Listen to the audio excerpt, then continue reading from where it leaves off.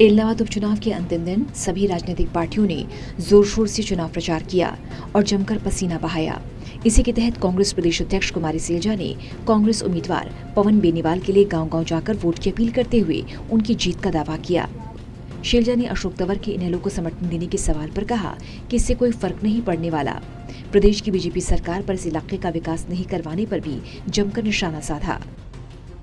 लोगों के बीच में रहना पड़ता है और पार्टी का हिसाब किताब होता है। जिस पार्टी से उनको नाम मिला उसको तो अलविदा हो चुकी है, तो फिर कितना असर होता है। जो भी कुछ हैं, हम जो यहाँ बैठे हैं, हम जो भी हैं पार्टी के कारण, पार्टी के बिना तो कुछ भी नहीं होता।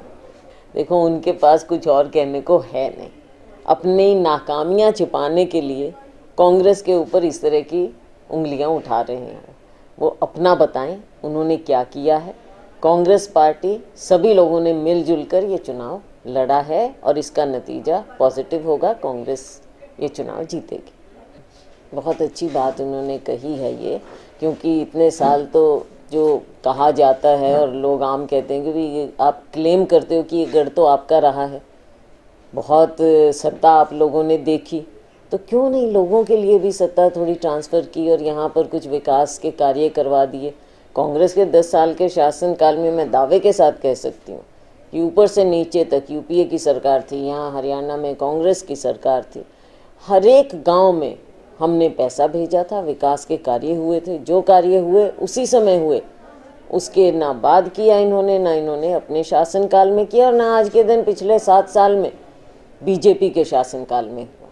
इन्होंने क्यों नहीं किया 7 साल में? जवाब तो इनको देना पड़ेगा ना, सत्तारूढ़ दल तो ये है।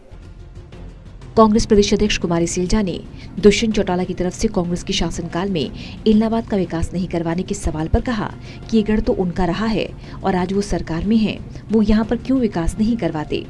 सैलजा ने कहा, कांग्रेस के 10 साल के शासनकाल में गांव-गांव में विकास कार्य हुए, आज ये लोग सत्ता में हैं, जवाब इनको देना होगा। सैलजा ने कहा कि बीजेपी के पास कोई कैंडिडेट नहीं था, बीजेपी का कोई आधार नहीं है, इनेलो अपना आधार खो चुकी है।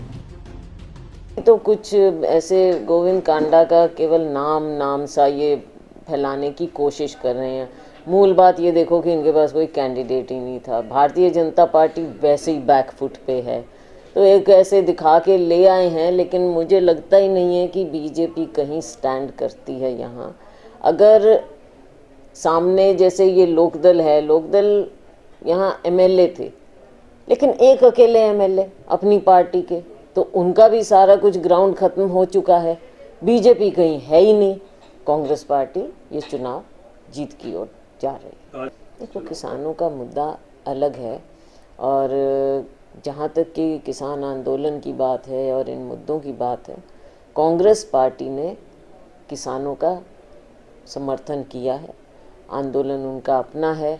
अब उनके आपस में बीच में जो भी बात, उसको हम कुछ नहीं कह सकते, लेकिन कांग्रेस पार्टी किसान के साथ खड़ी है।